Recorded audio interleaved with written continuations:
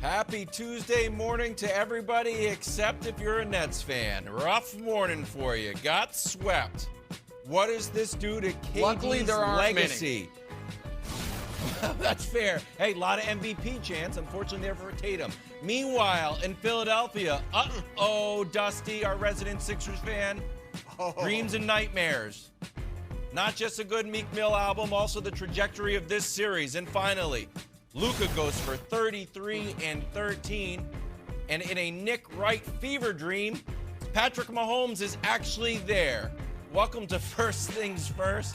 I'm Kevin Wildes in for Jenna Wolf. Jenna, feel better? That's Chris Broussard.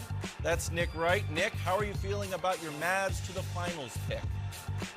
I'm feeling great. Pat's got to send me back my chain. I lent it to him for the game so he could see his nephew, Luka. I don't know if you know Patrick's part of the Luka family tree. He's Luka's uncle. This family just keeps family tree's growing. Strange ways. It's okay, all right. Brooklyn Nets season is over. Sweep City. Cancun flights leave out of JFK at 11. Kyrie Irving on what went wrong. Take a listen. I think it was just really heavy emotionally this season. We all felt it. I felt like I was letting the team down at a point where I wasn't able to play. We were trying to exercise every option for me to play, but I never wanted to just be about me. And I think it became a distraction at times. And, as you see, we just had some drastic changes. No regrets. I mean, it happens. No crying over spilled milk. It's about how we can progress and get better from here. I mean, we see and we've been through, a lot this year. Everybody in the organization knows what we went through. Nick, any excuse for how the Nets season ended? No, of course no excuse. But I do love those sound bites right there. I mean, the KD was great. KD, like Broussard, the no regrets tattoo right across the forearm, even though there should be plenty of massive regrets for the both of them. Also, I agree you should not cry over spilt milk. But this was not spilled milk. This would be like if you got home from work and your basement is flooded and you're like, what is that? You're like, our basement is flooded with milk? We have to renovate the entire house? Like, that might be worth crying over. I guess that's spilled milk. You got swept in round one. The only team to not win a single playoff game this year was the only team picked by 71% of GMs to win the title before the year. 7 out of 10 GMs say this team's going to win the title. Different team, actually though. aren't going to win a single That was playoff a game. different team. Okay, that was a James different team. Harden at that How point. about 3 weeks ago when Vegas had them as the favorites to win the East? Or how about 2 weeks ago when Broussard had them as the favorite to win the East? I think that was this team. I think that was the same team. We'll have to check the roster. That was this team. I know Yes. Blake Griffin wasn't playing much, but I do think that was the same team. And here's why it's such a disaster. Because Brew, and we can show you it right now, they lost all 4 games, and all 4 were winnable. What the Nets did in the clutch, look at this. How were they in the clutch this postseason? The worst in everything. They had 0 assists. They had 10 points. They had a field goal percentage of 30.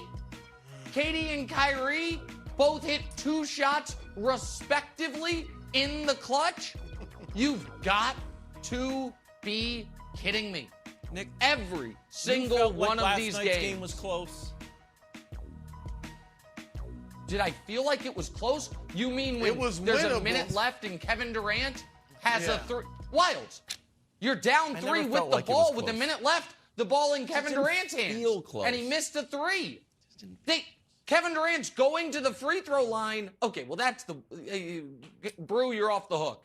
You no longer have the worst statement of the week regarding the feel Nets because close. Wilds just said a game that was literally a 1-point game with 2 minutes left, and Jason You Tatum knew the fouled out. Celtics were going to close. win that game the entire game. Okay, well, here's what Well, I know, here- Brew. here- I know Kevin Durant was going to the line down 3 with 22 seconds left and missed a free throw. I know Kevin Durant missed an open 3 to tie the game. I know that all they needed to do was get the game to overtime and they win because Tatum's out. They couldn't do that because they can't close. They're poorly coached. They're a bad team.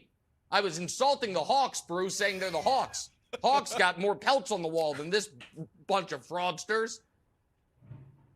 Well, look, Wilds, here's why last night didn't feel close, because it was close and it was winnable. I made this comment on our show, The Odd Couple, as I'm on the air watching the game, that this felt a lot like every other game in the series, where the Nets are right there, but it feels like Boston's going to win. After the first two games when it happened, you began feeling like it was almost inevitable. And that's why yesterday, which was a close game, felt that way. But look, there's a lot of organizational issues that in hindsight make a sweep. Honestly, in hindsight, not really a surprise. They're poorly coached, like Nick said. They're no leadership among the players. No defensive emphasis. So Wilds, it's not a surprise in hindsight that they got swept. But Nick made the point, the games were close. You got the two superstars who are vets, who have the championship medal, the rings, the best player in the series. So there's no excuse. And your role players stepped up. If you said Seth Curry and Bruce Brown are going to give you 14 a night, you're thinking we got a shot to win this thing. So, again, the organization and the team need an overhaul, an attitude adjustment. Let's put it that way. So in hindsight, I say, yeah, it looks bad, but no excuse at all when you've got a guy that some people think is the best player in the world. You got another guy that you basically got two future Hall of Famers in their prime, and you got swept by a team whose superstars are 24 and 25 years old. So, no, there's no excuse whatsoever for the way this ended. So, I know we're up against it, but I have to tell a quick story here. I once did a leadership course. It was a ropes course where you have to walk across one of those skinny ropes. I was 100 feet up. And the instructor said you have to walk this tiny rope 100 feet up, and then when you get to the other side, you have to say, Nick Wright was right about the Brooklyn Nets. I said, whoo, that first part I'm okay with, but that second part is going to be tough. But I was able to do it, and I have to do it now.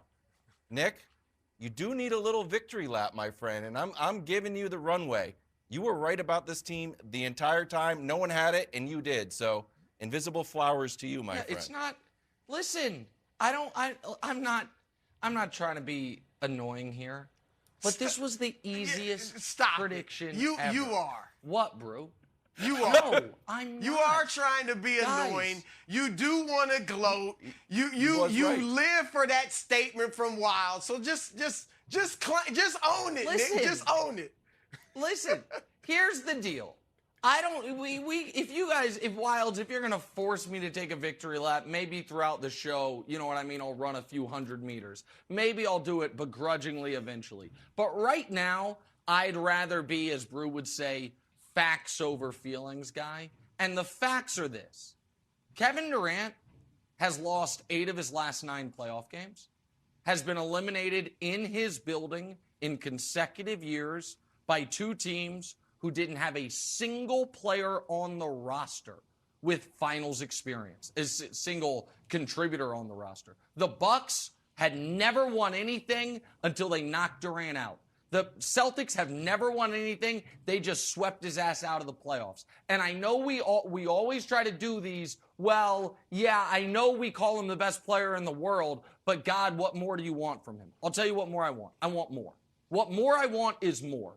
Better play, better finishing, better leadership, better everything that goes along with being the alleged best player in basketball. I do feel for him because the one playoff game the Nets have won in their last 9 attempts, all it took was the single greatest game Durant ever played.